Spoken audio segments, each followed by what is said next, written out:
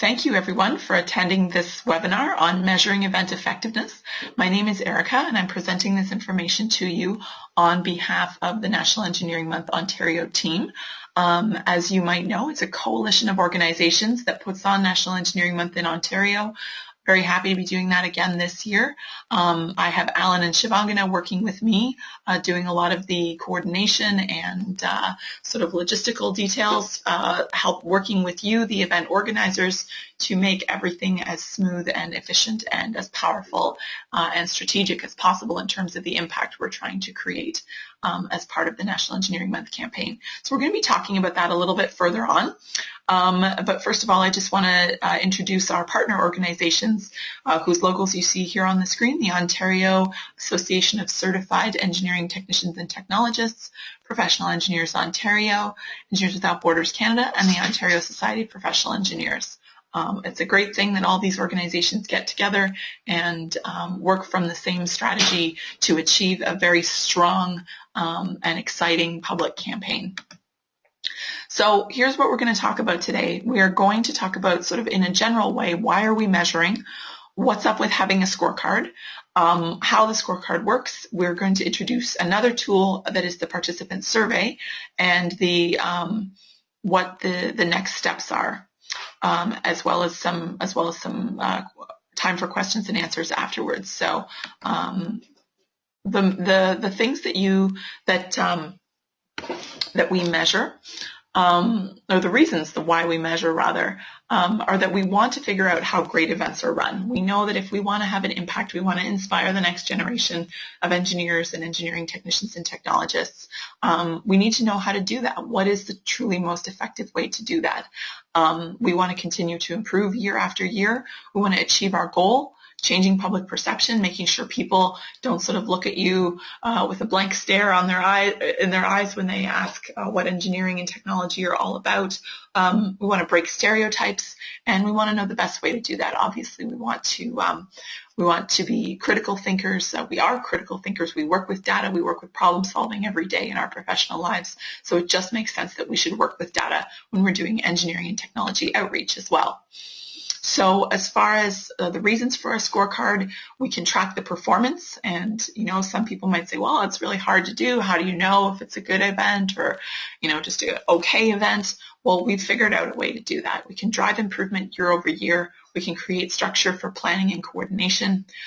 We can allow for comparison, although I'll say we don't really want the primary reason for the scorecard is not for you to compare yourself to other organizations and other people running events and say, oh, well, we got a better score than they did, or they got a better score than we did. It's more so that you can improve yourself. Like, the most important thing is to be improving year over year. That is the best comparison. It is a self-evaluation tool, so it's good to know that, as much as we've tried to make it objective, there may be some variation in the way people score themselves, and there's tremendous variation in terms of the amount of experience that people have had and the amount of support that they have to put on events as well. So again, a little bit of healthy competition is fine, but really what we're doing here is comparing ourselves with ourselves and challenging ourselves to get better year over year.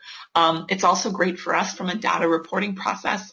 We put together a year-end report every year for the campaign, and we want to make sure that we have good, accurate data about how many people we impacted, whether our messages were coming through, and some of the other, sorts of things we were able to do. The financial piece is important.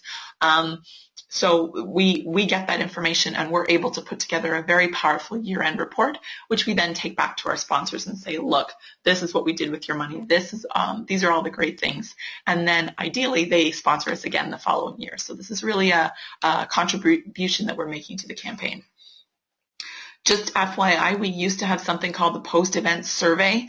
We got a lot of feedback from the organizers who felt that there were too many questions, it was too long, that they didn't see any value in doing it. It was basically a Google form that we sent to everybody after their event was finished, and we had them, fill out a series of questions about their event. So we decided that we could do better. We still need to get some data, obviously, about your event. We still do we do that, but now we do it with a different tool. We have the scorecard. We introduced it in 2014, and so this is the third scorecard that we have. We refined it and improved it in 2015 and again in 2016. This year. It's now both a planning tool and a reporting tool, so it's not like you're just waiting until afterwards to figure out what's going on with your event. You're now using it ahead of time, and you can be completely ready to go, filling out the scorecard the day of your event, maybe even right after your event, and sending it in to us. So we've streamlined it as much as we could, and it's easy to measure messaging quality, which, as I'll get into, that is one of the top factors that we want to consider when we're judging the success of our event. So often in our business lives or in our, engineering and technology jobs, we know what we're going for. Our company has objectives. Maybe we have financial objectives or sales objectives or productivity objectives. We have data that tells us, yep, we're doing a good job, or nope, we got to pull our socks up and do better. That is helpful, right, to have that information. But how do we know we're doing a good job with something as intangible as outreach? Are we doing a good job looking at budget? Obviously, we want to control our costs properly, and we want to have good attendance numbers. But that's not really that's not the best way to judge, because we could be on time and on budget and we could have the right attendance, but it's not really enough to do this bigger picture change that I was talking about earlier around changing public perception, creating inspiration in the next generation, and encouraging youngsters to consider a career in engineering and technology. So enrollment data, if we're talking to a bunch of 8-year-olds today, it might take 10 years to figure out whether those kids that came to your event were actually convinced to sign up or not. So we don't have 10 years to decide whether this was a good event or not. We want something a little bit more immediate. So the anecdotal or experience-based evidence from the organizers is one thing. Yeah, we feel like it was a good event. We liked it. We had a good time. But what about the messages that our participants are taking away? The takeaways, the messages, the understanding that they go away from the event with. That is actually the single most important thing that we can measure to determine whether we're successful or not. And another thing that I wanted to say, this middle bullet here, is that doing outreach and raising awareness in general of engineering and technology, it has many other benefits in the meantime besides this long-term impact we're trying to create. Your chapter, whether you're a PEO chapter, an OSET chapter, an EWB chapter, or some other organization that's joining us, you can recruit people. You've got an event or maybe a bunch of outreach events that you're running during National Engineering Month.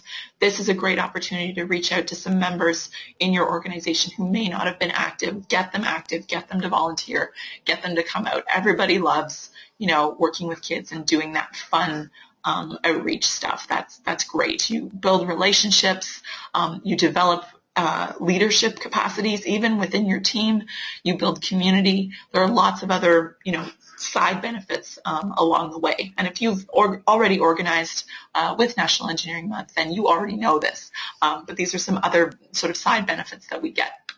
But back to the point about messaging, this scorecard will help you plan, help you measure effectiveness, report into us on what happened, which is important as well. We are putting out sponsor money. We're writing checks to organizers, and we don't, we can't be everywhere. We need to make sure that we're doing our due diligence, that things are happening with the money that we distribute, learning what works and what doesn't, best practices, and then just a little incentive for you as the event organizer. You're going to get your remaining event funding from the National Engineering Month Committee once we receive your completed scorecard. So we need the data, that is one thing, and then we've also organized the process, as you might know, that you get your first round of funding, which is approximately half of what you've been awarded. You get it now at the end of January, early February, and then you get the second half when we get your scorecard. So hopefully that makes sense. So here's the scorecard for 2016, and this has just been populated with a little bit of information. This is a sample from the Brampton PEO chapter. If you've done this before, you recognize this looks quite a bit as it did in previous years. The basics, elements up to 70 points altogether, absolutely fine if you stop there. If you're tight for time, or if you're a first-time organizer and you just feel these are the elements that you can manage, that's great.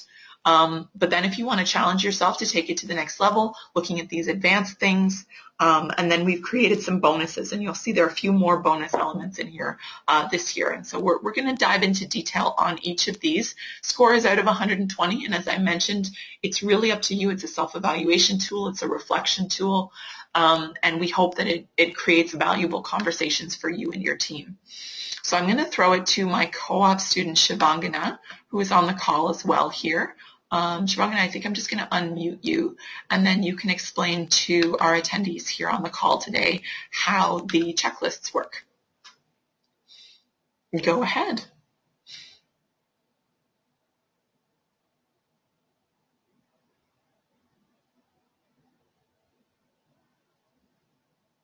Hello? Hello. Okay, awesome. Hi, everyone. This is Shivani. So to talk about the checklist, this is the first tab you'll see when you open up your scorecards that I sent out to you. So basically, you'll see a list of breakdown of questions between the different categories that we have assigned, so basic, advanced, and also we have sectioned it off based on before event, during event, after event. Now, these questions are basically questions you need to ask for your own good in order to best prepare for the event. And this preparation is needed not only to guide your planning before the event, but also during it and at the culmination of it. So we've suggested these guiding questions. For example, under basics, you'll see, have you got a plan to deliver our intended messages, the messages that are like basically the foundation of the event, right? You need to make sure that they're coming through what you're showcasing for these children. So if the messages are not fully in place, then maybe you need to work towards that. Is someone taking a head count during the event so that you have a good way to measure the effectiveness of your event, and maybe you could use that as a tool to see how you could improve your event in the following years.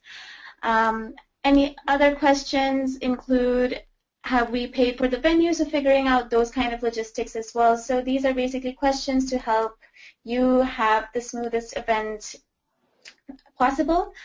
So this checklist is actually very organic. If you have any other introspective questions that you felt like helped you in the planning of the event that were not listed, then do let us know, and we will include it in our list so that people in the coming years could use it as well. So this is basically, again, a tool for your own self-evaluation, which will help you run the event as smoothly as possible. Okay, so the scorecard has 3 sections. When you open it up, the basic element, again, is worth 70 points. It revolves around helping you evaluate the messaging of the event, how many people showed up, the budget, how effectively was media used, and again, if you have ran this event in the past, you might have listed the areas that needed improvement and if you were able to meet that this time around. The advanced elements will really help you take your event to the next level. We encourage everyone to act on these things as well because it will only push you to deliver the best event possible for your attendees. So these sections will include social media, collaboration, engagement of participants and your volunteers who are who are helping you in running this event, and diversity. These will be discussed more in depth in the next few sections. We've also incorporated some bonus points because if you're doing really well and you've met everything, we still want you to challenge yourself and push yourself as much as you can. There's always room for improvement. There's always room for us to reach out to more channels and do a better job of improving our messages. So these bonus points will help you push yourself further. And there are five 5 things you can do for the bonus as well, and again, we will look into that in the coming sections. Organizers, you score your own events. I have in the scorecards that I sent out, I filled in the planned estimates that you had suggested in your forms that you had sent us when you were asking for the funding. However, you are responsible for inputting the actual numbers that you will receive and you will gather during the event. So those are 2 different sections that you will see in the scorecards. They are highlighted very clearly and are very distinct, so I'm sure you won't confuse them. So that will give you an effective way to measure how you forecasted the event will go to how it actually went. That's great. Okay, thank you very much, Shivangana. I'm going to explain the messages, and then I will throw it back to you to do more explaining subsequently. So we've been talking about this theme of messaging and how the takeaway that you give to the group is actually the most important thing. The sort of overall impression that people walk away from your event with, that's the most important thing. So these are messages that came from the National Academy of Engineering Changing the Conversations campaign, which is actually a very large research project that they did about 5 years ago, where they gave a whole bunch of descriptions about engineering, a bunch of sentences, and they asked people, average people, not necessarily engineers or engineering students or technology savvy people, but just regular people, what do you think about these messages? How inspiring do you find them? Do you find that this makes you curious, that it makes you want to know more, or otherwise, right? And these were the top messages that emerged from that research project as being the most appealing, the most exciting, and the most accessible as far as presenting a positive and inclusive vision of the engineering profession. So we use engineering and technology inclusively here, reflecting the fact that we do have technologists and technicians represented by the body OSET on board the campaign officially here in Ontario, which is great because it means that when we talk to any given group of people or youngsters, you're able to speak to just that much broader a group. Young people that will grow up to go to college and become technicians and technologists, or go to university and become professional engineers. These are all the people that we need. And that brings me to our first messaging guideline, that there are a diverse set of challenges out there in the 21st century. A lot of the easy problems are solved. The ones that remain are complex, and we need a diversity of thinkers to help solve them. So there's a place for you in engineering and technology. So this is aimed at really helping people understand that even if you think you don't fit the stereotype of what an engineer is or what a technology person is, there's still a lot of value that you can contribute. And there's a place for you is actually the theme of the National Engineering Month campaign for all of Canada this year. So really good note for you. If you haven't done this already, maybe sit down with your team and think about how you can incorporate that theme into your event, whether it's, an example that you give, maybe some activities, a script, if you will, some talking points, how you can put across that idea that a diversity of thinkers is welcome. It's a great idea, and there's a place for you in engineering and technology. Especially young people, I think they would really relish the idea of hearing that, especially if they're feeling like, oh, well, I don't have 99% in all my math courses. Maybe I don't think of myself as a really smart person, but there are a lot of people out there who would make great engineers and great engineering technology and technicians. So this is an encouraging and inclusive message, basically. The second one is how engineering and technology shape the world around us, yesterday, today, and tomorrow. So that's a really neat conversation to have, especially with kids who are very imaginative, and they really get into the idea that 100 years ago the world looked really different, and how has it changed and why has it changed? Well, our lives are literally shaped by the technologies that have been developed, by the discoveries that have been made, and then turned into some kind of product or process or infrastructure that we now take for granted. To take a moment to reflect on that is really cool. How are our lives affected today by the things that engineers and technicians make possible? And what's going to happen in the future? That's a really fun conversation as well, talking about jetpacks and hoverboards and I don't know what else, self-driving cars. I mean, this is all futuristic stuff that is happening today. The third messaging guideline is about creativity and imagination, turning ideas into reality. So this is sort of deliberately provocative language to help young people and help even the general public, even the grown-ups understand that creativity and imagination are essential parts of our job. If for no other reason than the pace of technology is changing so fast that the young people today are going to need to be ultra adaptable to the world that is going to exist by the time they are grown up and entering the job market. Creativity is essential. Being able to work with others is really important. We often talk about how engineering is a team sport, and you need everyone's ideas and you need to be able to work together with other people, and turning ideas into reality. That's just a great way to explain what engineering is, what technology can do, without having to be specific about which industry you're working in or which discipline you go through school for. This is true no matter what.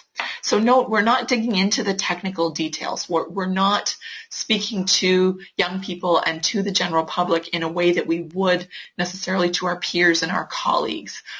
We're light on the technical detail at this point. We're just focusing on showing them how interesting it is and how worthwhile the outcomes are before we start to get into more technical detail. Because believe me, once they're excited and they're leaning in and their heads are nodding and they've had that sort of aha moment of like, wow, that's great, that's really cool, I want to be part of that, they will ask you for more information, and you can give it to them at that point. So, and the final messaging guideline is around the health, safety, and happiness. This is a bit of a long one, but just that this is true all over the world. Helping our family, friends, distant neighbors, sort of a global idea that engineering affects people all over the world. It's people working for people. Maybe there's a bit of a stereotype that engineers are very, sort of cut off from society, or they're great with numbers and not so good with people. I think, as we all know, good communication skills are very important in an engineering position, and engineering and technologists make a world of difference. So make a world of difference has been a theme to the National Engineering Month campaign in previous years. This year, as I mentioned, it's There's a Place for You. But these are all great messages, and I've taken a little bit of time to unpack each statement for you to help you sort of get your head around how you could integrate them into your event. As Shivangana mentioned, you've already told us which ones of these you plan on transmitting, and I hope that I've given you a bit of an understanding of how you can incorporate those into your event to make sure that that message comes through loud and clear to your event participants. So Shivangana, I'm going to throw it back to you to discuss these other points around the basics. Do you want to just go through the 5 basics?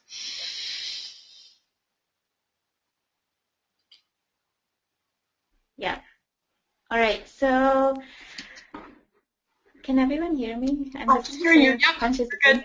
Yeah. Okay. You're good. Okay. Okay. 1 second. So basically, we have 5 categories listed under the basic section of the checklist. The first one being messaging. So the messaging allows, again, as Erica beautifully discussed, there's 4 different messages that you can focus on. You've already chosen your focus. And basically, the way you're evaluating the whole messaging area is by judging whether the attendees were able to understand the message or not.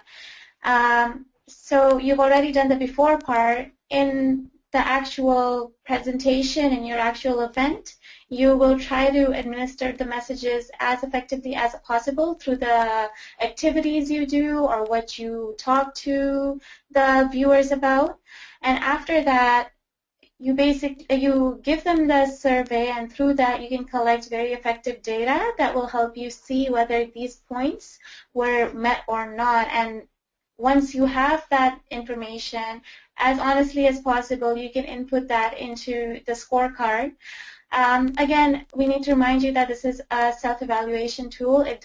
if the messaging was not delivered properly based on the results you got from the survey, then that is nothing to be bogged down about. Again, this will only help you run a better event the next time.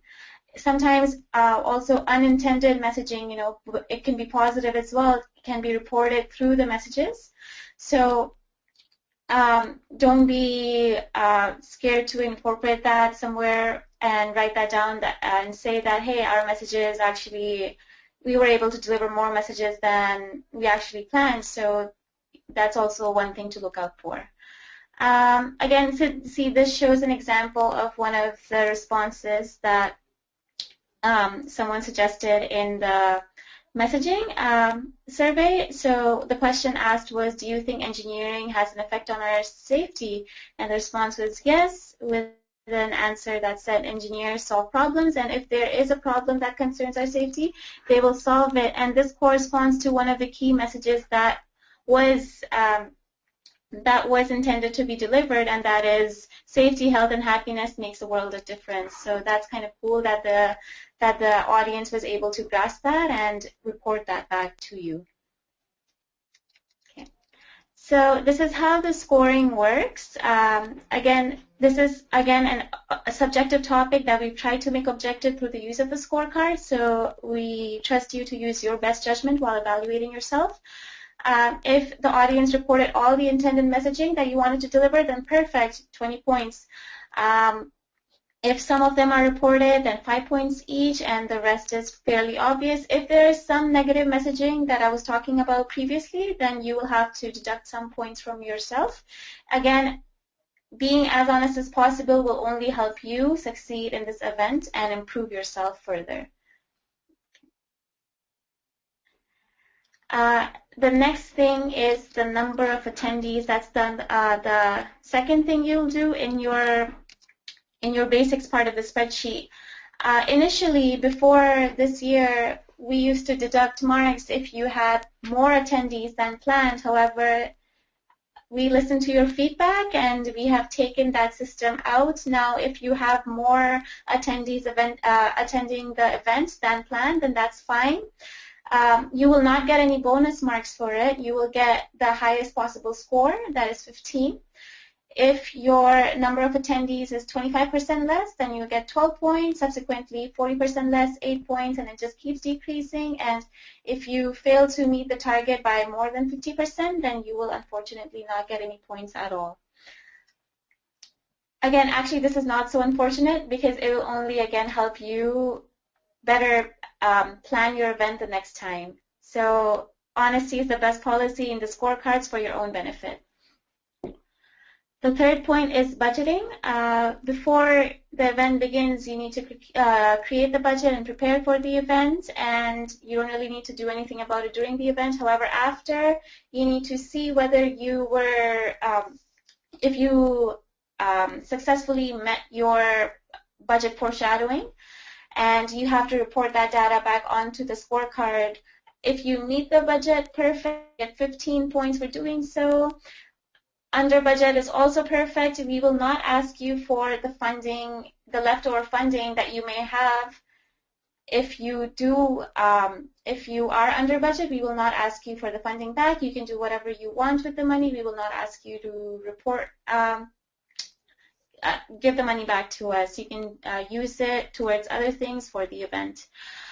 Again, if you meet the budget, you will be awarded 15 points, and going over budget by the specific percentages will reduce your points by a couple numbers. So by 10%, it'll bring you down to 12, 25, 8, and so forth.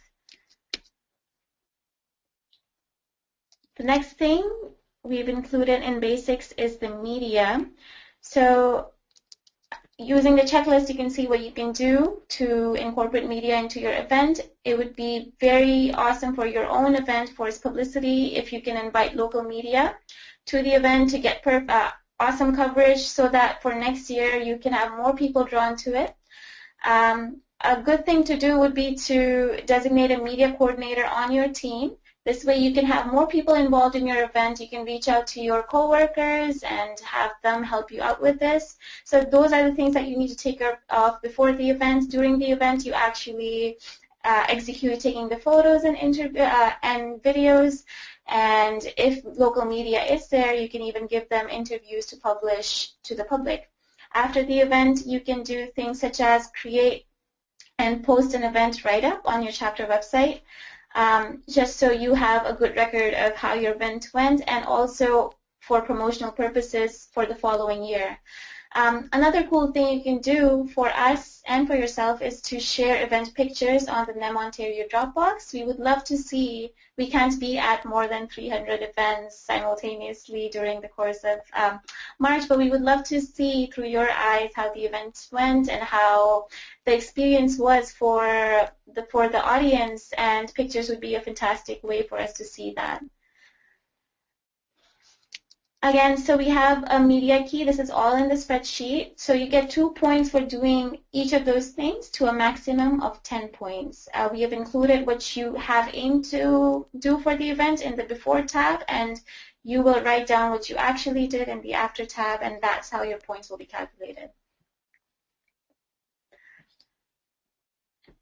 And I think that was all for the basic elements. Okay, thank you so much, Shivangana. That's great. One thing I'll just mention before we move on into the advanced elements about sharing photos.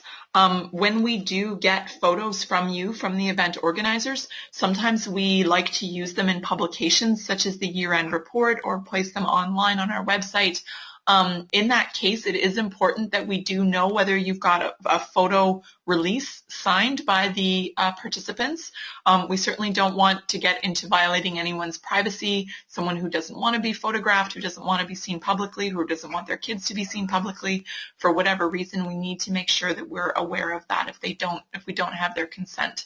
So when you're sharing photos, just be careful of that. We are investigating the legality. We do have a waiver, a form, a template up on our website that you can download and get your participants to sign so that you're covered. It's one of those sort of low probability, but if it does happen, it wouldn't be good. So we want to make sure that we take precautions about getting permission to share photographs and share people's likenesses. Most of the time, it's not an issue at all.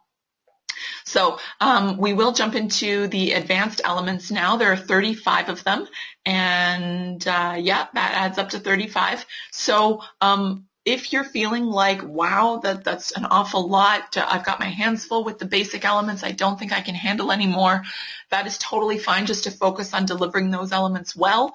But as Shivangana said, there's always an opportunity to do better. And so these are the things that will take a good event, a solid event, and make it really fantastic. So we've identified those as far as social media, collaboration, participant engagement, volunteer engagement, which is a new thing this year, and promotion of diversity. So here's our social media rubric. You'll recognize this if you've been with us for a few years. What you need to do beforehand is set up social media platforms. Now, this could be just for your chapter. You could make it for National Engineering Month specifically. We're seeing that happen a little bit more, and we think that that's great. Please engage with us. I know it can feel a little bit strange sometimes, but once you get the hang of tweeting or Facebooking, it'll start to feel really natural and really fun. It'll be one of those things that you're excited to check your laptop or check your phone to see who's messaged you, who else out there in the world of National Engineering Month is taking a look at what you're doing. So we will be doing a social media webinar. We will get into a very deep discussion about all of the platforms and what they're good for and what we recommend. That is going to be next week. So if you haven't signed up for that webinar and you're scratching your head about social media, we definitely recommend that you join us. Or maybe you know a lot about social media and you just like to see what we have to say and maybe share your perspective too. That would be fantastic. So check out the email that Shivangana sent to you with your scorecard attached to it. There were the links to all the different webinars. Next week it's going to be the social media one. So if you've got someone who has got the ability and the will to do live tweeting or live Facebooking, that is fantastic. We love to see those updates come in real time. It's really exciting to see what's going on.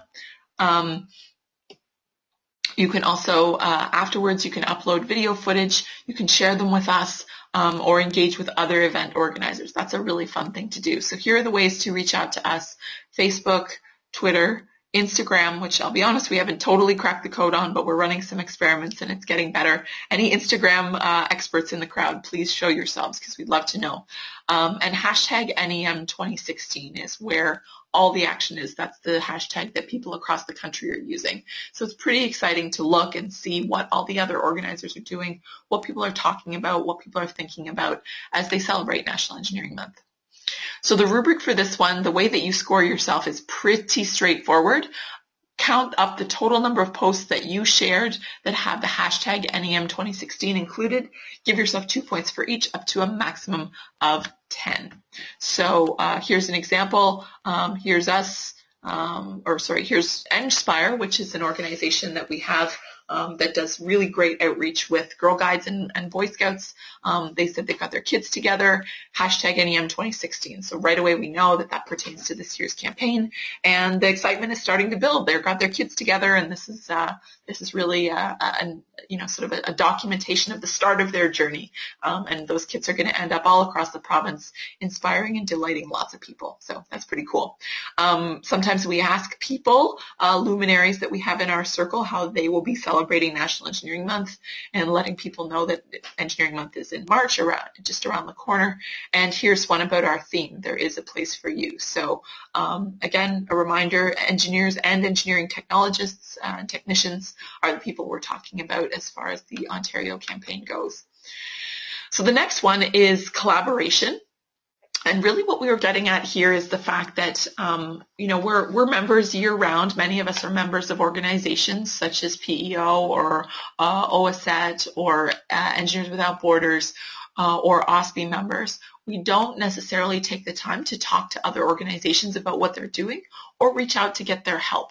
And that's a real opportunity. You can team up with organizations in your community to organize and promote your event, get them to help you co-deliver it, figure out what they have to contribute and how they can make your event stronger, and then meet afterwards to evaluate and report out to both organizations. So we definitely encourage you to do teamwork. That's the best possible recipe here, because anytime you invite another organization into the circle, they are able to spread the word even further. So it's all about collaboration, not about competition.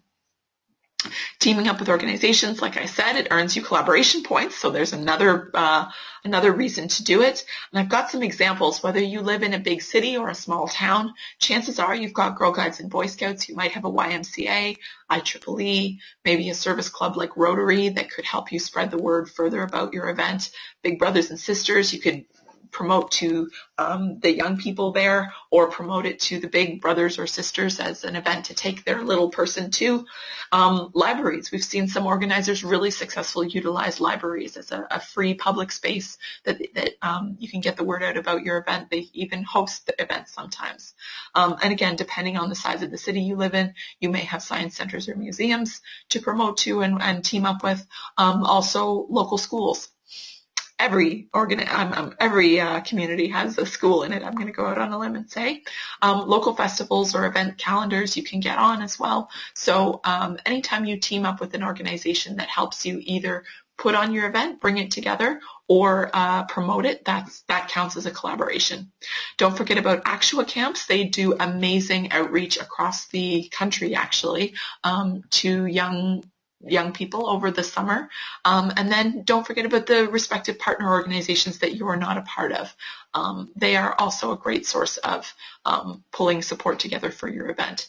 So it could involve any of these things: finding a venue, donating the space, getting the supplies together, designing the activity itself, delivering it physically on the day, helping with promotion. That's often something that a lot of organizers need help with. So to get people to sort of team up to help spread the word about your event is a fantastic thing. depending on your event, you might need lots of volunteers, lots of bodies on the day, or you might need judges or speakers. Again, you can reach out to get people to help you with that. And then on the day, we've already mentioned a media coordinator. You could have someone who just helps people figure out where to park, someone who's in charge of directing people. If say you're on a university campus or somewhere that's a little bit difficult to navigate, you could have someone in charge of putting up signs, someone in charge of the surveys or some kind of feedback forms, giving merchandise away, answering questions. There are all sorts of jobs to be done on the day, and you can bring together people to collaborate. So these are the organizations, just to stress that these are the organizations that you're reaching out to. Participant engagement is our next advanced element, and it's worth 10 points. So what we're getting at here really is maybe you have some time in the event that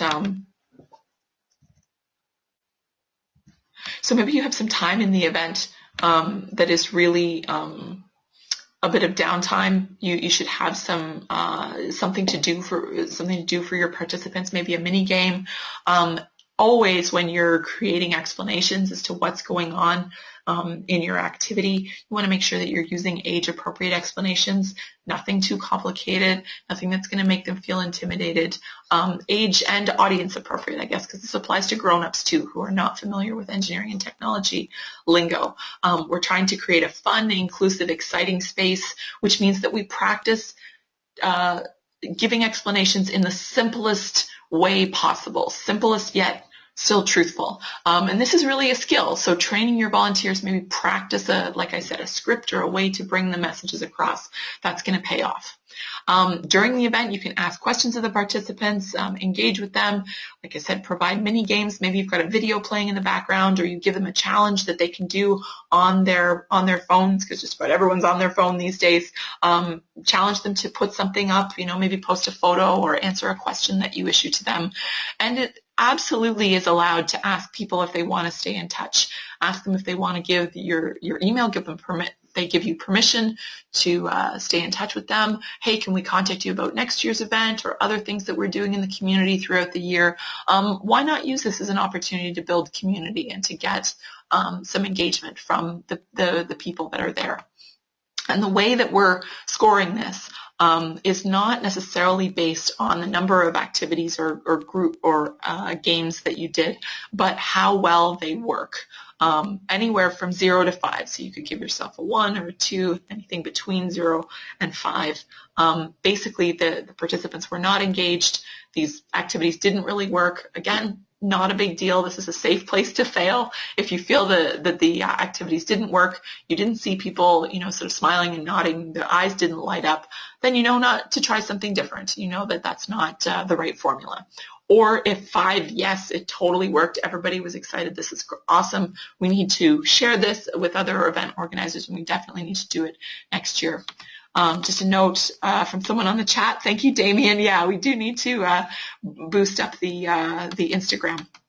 We'll make sure that we get that done. So what works in terms of participant engagement? Ideally, you've got lots of volunteers to answer the participants' questions, because they may sit there amongst themselves repeating mistaken ideas to each other, or sort of saying, oh, this is hard, I don't like it, I don't get it. But if you have someone there to help explain them and sort of demystify it, that's going to go a long way as well. Age appropriate, as I said, audience appropriate language, hands-on activities. Lots of people learn by doing, right? So you want to have some things they can look at, some things they can hear, some things that they can touch. Ideally, some things they can play with. I've seen this time and time again, especially in sort of a science fair type or like a trade show type of or career fair environment where you've got booths and you've got people passively wandering around. People will stop and engage with a booth that gives them something to play with, even if it's, something sort of silly. It's like it opens up a different part of their brain. I don't know. So very highly recommended that you give people something to play with, something to do with their hands. And then you can start a discussion. Like, for example, what do you think the future of engineering and technology looks like? And get some people's ideas, get them talking, help them feel like they're a part of a conversation. They're not just there to be lectured at or to be, sort of filled up by you, the experts. They're being empowered and they're being engaged. So that's what we're getting at there. This is a new element for 2016, and our purpose here is to help us understand really what you, the volunteers, are doing. We've known for years that we've got, all of you really working hard, putting in a lot of effort and a lot of coordination, blood, sweat, and tears leading up to these events. What we want to do is be able to track those people. So the number of volunteers who contribute to the planning and running of your event, this will give us the chance to sort of recognize, understand, and reward those people more easily. It's actually really good data for our sponsors and our partners to understand as well. Ideally from this, we're going to end up understanding how many people it takes to put on the campaign. So these are people, anyone who helped you out with sort of the background stuff, maybe they helped you with budgeting, venue planning, promotion, anything on the day of or on the execution of the event. Give us a number, how many people helped you. And really, since there's no right or wrong answer to the number of people you should be engaging, we're not creating a rubric around this. We're just saying if you don't give us data, you get 0 for that. If you give us a number, you get 5. So again, we're counting on you to put some accurate data together for us. That is helpful for us to report on the campaign, and that is a new thing that we're asking for this year. So easy 5 points there for you. The next advanced element is the promotion of diversity, and that's a really big topic. We are actually going to be hosting an entire webinar just talking about diversity. The idea here is obviously that we haven't always seen a good representation of, say, the population of Canada or the population of the world represented within engineering. We could be talking about gender here. We could be talking about a place of origin. We could be talking about socioeconomic status, that basically a certain thinking style, all kinds of different things of that nature. We want to see a diversity of diversities, and often it's not really anything intentional. We're not intending to exclude people that don't fit into a certain category. It might just be the way that things evolve, the sort of the language that we use, the small little gestures that sort of signal like, hey, this is a place for you, or this is not a place for you. We're really trying to actively combat this by opening up the doors and saying, you know what, if you choose, you want to be an engineer, you want to be a technologist, you are absolutely welcome here. We want to keep those doors open, let people select in or out. We're not going to tell them everybody should be an engineer or technologist, but we do want them to feel like they can select in if they want to. So any examples you have that demonstrate inclusiveness, if you have volunteers and speakers, be cognizant of the backgrounds that they represent. We could be talking, as I said, about gender here. We could be talking about even personality style, ethnic origin, all those types of diversity. If you can represent those, do your best, because that really sends a strong message to people that are in your audience. Ask questions equally of boys and girls. Depending on the age, sometimes the boys are a lot quicker to answer. They jump up, they're in your face, they're rowdy. The girls are a little more reserved, which might lead you to think that they don't know the answers. See if you can coax them out anyway, because a lot of the time the girls, once they get engaged, they have excellent abilities, and they're just as good as the boys.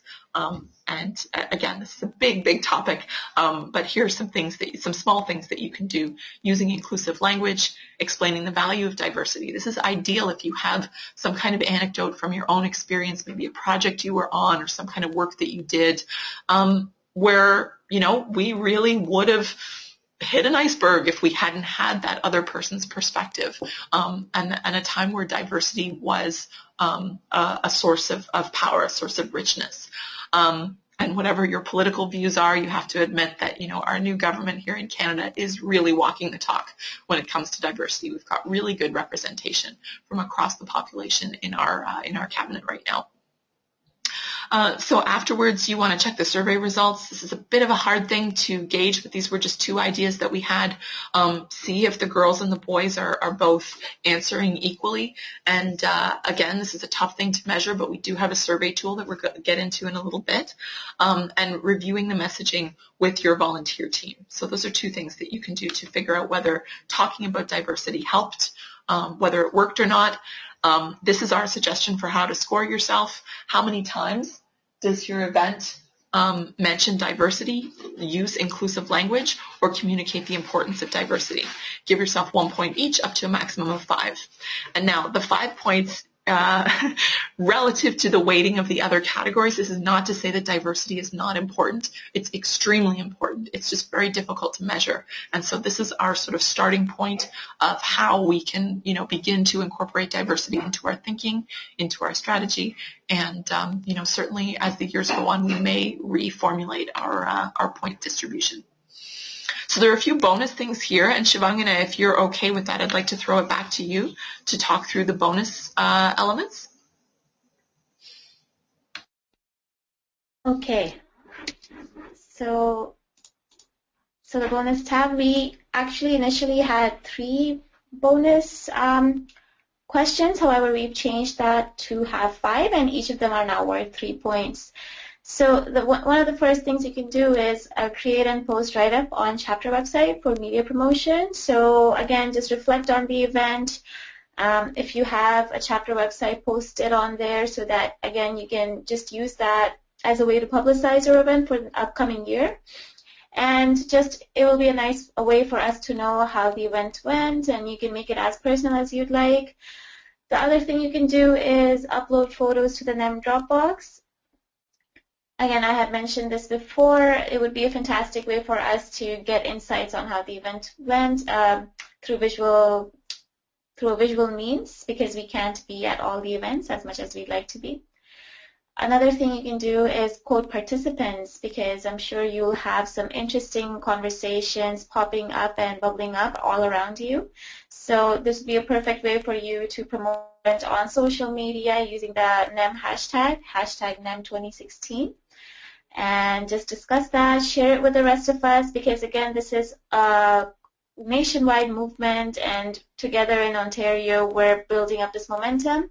So it'd be fantastic for you to share this with the rest of the organizers and the rest of the event runners and general public as well, and then let them know what NEM is all about and how interested the kids are getting on about these topics.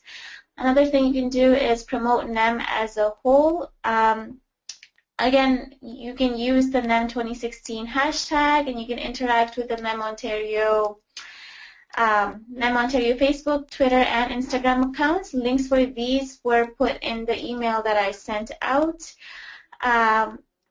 So again, this is kind of just a way for you to see if you promoted the NEM event as a whole on all social media. Last thing you can do is submit 3 to 5 mini profiles of people in your organization. If we can go to the next slide, that shows a bit more detail about what that is all about. So a mini profile is a fantastic way for you to share stories from people that are working with you, or even yourself. If you can send these stories to us with the questions that we've outlined as prompts, then we can post it on our own NEM Ontario blog, and this can further help you promote your event. So one of the few things you can ask is, tell us about a time when you felt proud of what you accomplished in your job as an engineer. So sharing that simple insight with others in a very subjective manner will help them draw themselves to this profession and to this field as a whole. How did you know you were meant to be an engineer or an engineering technologist? Again, we're trying to incorporate the diverse terminology by saying engineering technologist as well. So just sharing your experiences on how you had that revelation where you knew that you wanted to pursue this as a career choice. It would be great for people who are still in school to kind of look up to you and hear your stories and your insights and be able to relate to you and connect on that level, so that they can perhaps consider this as a possible option for their own future. What are the most exciting types of problems you like to solve? Again, discussing what gets you excited about engineering, because again, engineering is a way of problem solving, and just sharing that in a very storytelling, in a manner that incorporates storytelling rather than technical details, so that young kids can relate to it and can connect to your problem-solving methods. They don't want any details. They just want to know of the experience and the emotions that you go through while solving these problems and how they make you feel.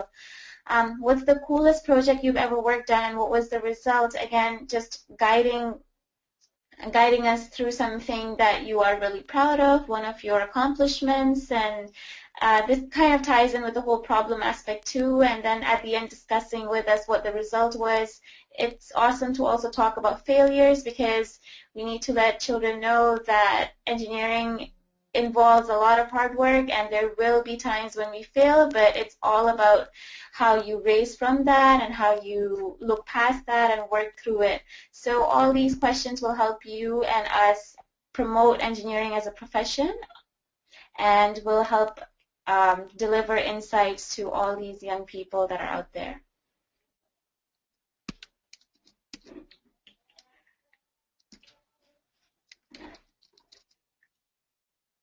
So, Erica, do you want to talk about the survey, or? Sure. Yeah. So the final thing, I promised that we would talk about 2 tools tonight around, first of all, we've done the scorecard. Thank you, Shivangana, for rounding that out on us. And now we've got the survey. So it was developed by researchers in engineering education at Queen's University, and really some things to keep in mind. Basically, we want to know, did the messaging work or not? And that's a really difficult question to answer. This is a tool that will help you answer that question. It will help you come up with the score that you're going to give yourself on that top line of the scorecard, the thing that's worth the most points, and that we're demonstrating to you in designing the scorecard that way, that it is the single most important thing that we want to try to create through this National Engineering Month campaign. No right or wrong answers for the participants. You want to give them that understanding as you're presenting them with the survey to fill out. This is not something that you fill out, in contrast to the scorecard, which is a self-evaluation tool for you, the organizers. This is a participant feedback survey. So it'll help you see if your message is aligned. It'll help you understand whether the participants, whether they had fun or not, what worked. Answering the question, did they get it? Did they get the message? Did it come through to them? It's simple. Trust me when I say these are really fun to read, and they're great for social media posts as well. If you're not sure what to post, this is a great way to do it. So here's how it looks. We've actually updated it, as Shivangana mentioned, to include engineering and technology. So you'll see that on the latest survey. We do keep track of gender, just because we want to be mindful of the messages that we're sending for diversity reasons, as we talked about earlier. 3 words to describe engineering. So that's a nice open-ended question that really kind of gets at their new perception of engineering. You know what you could do? You could give the survey before the event and then give it again after the event. Some people do that. It's totally fine to just do it after, since we know that sometimes time and logistically that's difficult to do. But there are a few other questions then that go on to ask after the 3 words. What do you think engineering and technology affect how healthy people are? So you remember, that's one of the messaging guidelines. That's one of our goals: safety, health, and happiness. We want people to understand that. And what did you find most interesting or exciting was another question that we asked. So obviously, we thought the best way to explain how the survey works would be just to give you some examples from previous year survey responses. This 13-year-old girl thinks that engineering and technology are fun, cool, and very interesting. So you know what? Thumbs up there. That is excellent messaging. Those are totally things that we want. We want them to take away from it. Sometimes they write things like hard, technical, boring. That would obviously be examples of not so great messaging. We don't want them walking away with that. What do you think engineering and technology affect how healthy people are? Yeah, this particular respondent said yes, yes, yes, and mentioned controlling air pollution, water pollution, and designing technology to help us stay fit. Awesome examples. Way to go there. These are actually, these 2 examples here, these last 2, they were from a workshop that I facilitated that was with Girl Guides. So these girls would be about about 12 years old, and they were building a solar car, and I felt terrible for them because for some reason it wasn't working for a lot of them. But they finally they tried and they tried. They repositioned the gears. They tried again. They tried different things. They tried holding it closer to the lamp. They tried not, and finally they did get. Most of the girls got theirs to work. I think only one didn't, which I felt bad for that girl. But anyway, the others were just so excited. And she said, this particular respondent said, I like the rush I had when the gears made the wheels move. That is the moment. That is exactly what this whole campaign is all about, is giving them that sense of aha, that I can do this, feeling that, oh my gosh, this is so cool. I made it happen. That's what we want to create, that excitement. And then at the bottom here, you fail many times, but then you finally get it right. And again, isn't that the truth? Like, we just need so much persistence to innovate and so much capacity to bounce back from failure and to learn from it. And that definitely happened in the workshop itself. I can speak to that because I was there. A few other examples: be creative, help people have fun. That's more than 3 words, but again, totally on point, on message. That's great stuff. Make stuff, solve problems, help change the world. And this one is kind of music to everyone's ears. I might become an engineer. So that's perfect. That's exactly what we're looking for. And when you use these surveys, again, we recommend that you have them ready to go. That you have pens or pencils for people to write with to make it easy. Depending on the age group or the layout of your event, you might want to administer the questions verbally, but again, we find you get much better answers, much more honest answers, and more candid answers when you do it as a written thing. So again, here's one about safety. A well-engineered product is dependent for our safety, just like that bridge. If engineers don't make something correctly, it could be the difference between life and death. So a pretty dramatic example there, but again, that shows you that the message has really landed. Other times, you'll see things that are not so well aligned.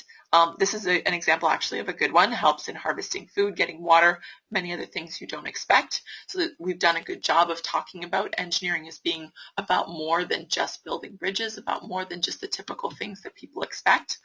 The last thing we wanted to talk to you about was what are you thinking about next year? As crazy as it might seem, we do want to start forecasting for next year. We start doing that pretty much once May, June rolls around, and by the time we get all of everyone's scorecards back, it will be that time. How many might you want in 2017? So we're asking you for the different sizes of t-shirts, as well as posters in the official National Engineering Month souvenir. And we'd also like to know, did you get your desired quantity of this item in 2016? So just a quick note, we are not always in control of how much we have to work with. We're working within a certain budget based on a forecast that we had from last year. So we have to be very diligent with our sponsored dollars. We don't want to overspend. We don't let ourselves overspend on the campaign. And we don't always get the full amount of the official NEM souvenirs that we're asking for. However, what we can say is, please let us know if you didn't get the amount. Please try not to get too upset with us, because we're doing our very best to supplement where we can with merchandise that's donated from our sponsors. And that merchandise will be arriving, as you probably know, toward the end of February in time for your events in March. So give us that data, and that will help us. And we'll be very grateful. So again, your survey helps you determine your messaging score. You want to fill out your scorecards, return them to us at this email address here immediately after your event. I encourage you to do it day of, day after, at the last, at the latest. Just get it done. You're going to be talking about your event anyway. You're going to be, huddled around the water cooler or sending an email around talking about it. You might as well just convert that into filling out your scorecard and then sending it to us. If you do not send it before our deadline, which is May 30th this year, we may not be able to give you your second amount of funding. And the reason for this is, in previous years, we have people sending their scorecards very late. It really messes up our books, because we want to be able to close the books, write up the financials of the whole campaign, get everything clear off of our bank account, off of our books, and ready to head into thinking about next year. So please, please don't put us in a position where we have to have that difficult, we're in that difficult situation. We're more than happy to give you your funding but we do need your scorecards back. So hopefully that's all clear and that makes sense. We wanted to give you a few more reminders before we wrap it up and then open up for questions. Thank you for attending tonight's webinar. We're really grateful that a few of you made time. We're definitely starting to see that if we send out reminders, that's a good thing to do. So we will be sending reminders for subsequent webinars as well. Next week, we're going to talk about social media. If you're watching a replay on this, we may have already done it. So be sure to check the replays for the webinars at this spot here, nemontario.ca, engineering-outreach-resources. That's where we're putting everything. And you'll see previous years' presentations and forms and webinar replays if you're interested. Well, let's see. Okay, so future webinars, they're going to be throughout February leading into the campaign. Look for your first round of funding. Depending on which organization you're with, that will be either showing up in your chapter bank accounts if you're with PEO, or it will be arriving via check in snail mail. We didn't get addresses for everybody, so we're in the process of collecting some of the addresses.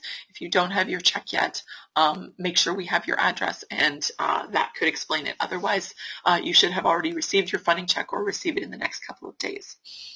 You can check out your event listings. Please do use your event listing. You have your very own private listing, your own little page that contains all of the information that you gave us. If you would like to change the information, if you want to change the date, if you want to change the description, if you want to change the contact name, please do let us know. That's no problem. You just need to get in touch with one of us and we can update that website, no problem. Please don't be upset if it doesn't have any information on there. We can only work with the information that you've given us. So let us know and we'll update that. And then you can send that link out to your various people in your network in order to promote your event. We're very happy to host that page for you so you don't have to build one yourself. Again, connect with us on social media. Next week, we're going to be talking all about how-tos with social media. And finally, just thank you so much for being a part of National Engineering Month 2016. It's going to be a huge campaign. Going to be absolutely fantastic, and we could not do it without the dedication of volunteers like you. So thank you very much, and I'm now going to open it up for questions.